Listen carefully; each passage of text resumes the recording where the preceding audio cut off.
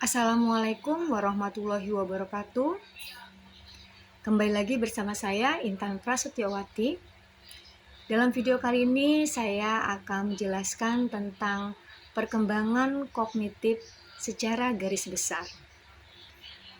Yang pertama adalah teori behaviorisme menurut Ivan Pavlov, kemudian B.F. Skinner dan Edward Thorndike. Di mana dalam teori ini dijelaskan bahwa belajar merupakan perubahan perilaku yang terjadi dikarenakan adanya stimulus dan respon. Jadi seseorang itu belajar karena dibiasakan atau adanya penguatan reward dan punishment. Misalnya adalah seorang siswa belajar dengan sangat rajin karena ingin mendapatkan nilai yang bagus atau ingin mendapat pujian dari si gurunya. Yang kedua adalah teori pemrosesan informasi. Dalam teori ini adalah otak manusia diibaratkan sebagai komputer, di mana dia menerima informasi untuk diproses, kemudian disimpan di dalam memori dan kemudian akan diingatkan kembali.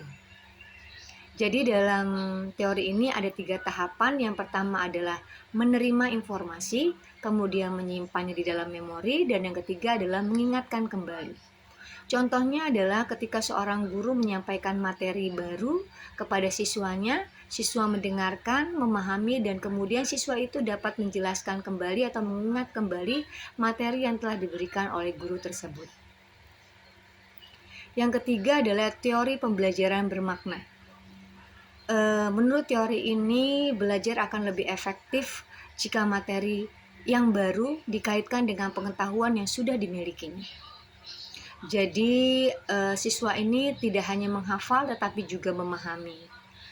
Misalnya adalah ketika kita belajar tentang lingkungan, maka siswa itu akan menghubungkannya dengan pengalaman dalam kehidupan sehari-hari. Yang keempat adalah pembelajaran kognitif tersituasikan. Dalam teori ini belajar itu akan lebih efektif jika dilakukan secara langsung atau melalui pengalaman nyata. Jadi siswa itu tidak hanya berteori tetapi praktek langsung. Misalnya dalam kegiatan pelajaran PPKN, para siswa itu mengadakan praktek jual beli atau istilahnya market day. Dan kemudian yang kelima adalah teori perkembangan kognitif menurut Piaget. Dalam teori ini, Piaget itu membagi dalam beberapa tahapan untuk perkembangan berpikir anak. Yang pertama adalah sensori motor. Ini usia 0 sampai 2 tahun, di mana anak belajar melalui panca indera dan gerakan. Yang kedua adalah praoperasional, usia antara 2 sampai dengan 7 tahun, di mana pada saat ini anak belajar melalui secara logis tapi masih mengedepankan egosentris. Yang ketiga adalah operasional konkret. Ini usianya 7 sampai dengan 11 tahun, di mana pada tahap ini anak belajar sudah berpikir logis tetapi masih memerlukan panduan atau bimbingan dengan benda-benda yang nyata sehingga lebih mudah dipahami. Dan yang keempat adalah operasional formal, yaitu 11 tahun ke atas, di mana pada tahap ini anak sudah belajar berpikir logis dan dapat berpikir abstrak.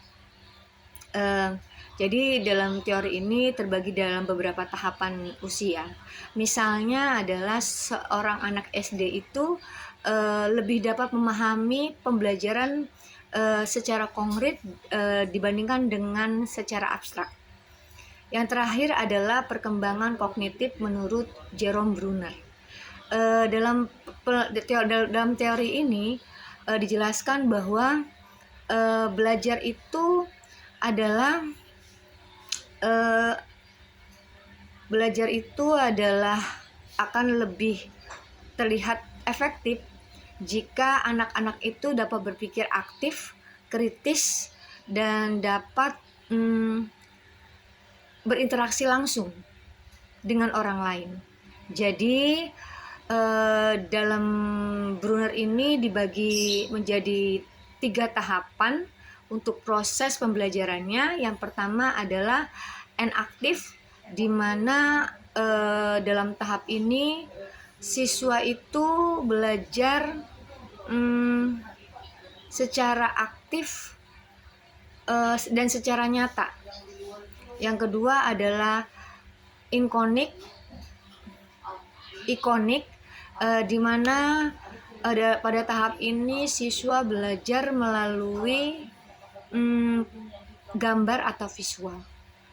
Misalnya adalah siswa membuat poster tentang pemahaman demokrasi. Dan yang ketiga adalah simbolik. Simbolik itu adalah pada tahap ini siswa belajar untuk memahami konsep dengan menggunakan kata-kata, simbol, ataupun angka. Misalnya adalah anak itu sudah memahami konsep tentang